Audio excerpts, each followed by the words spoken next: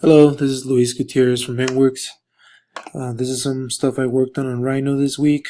As you right here, I have some figures that I then extruded and then I combined them right here, and then I rotated them to this side, did a Boolean union to make it one object, then put that that object into a box right here.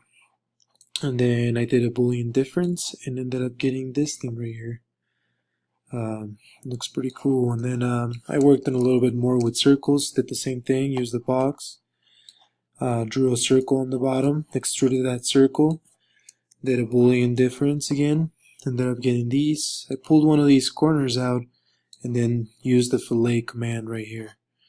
That's it for this week. I also used some of the other commands like hide and such when I was working on this, and gumball, and also used the F1 key to figure out how to do some of these things. Thank you.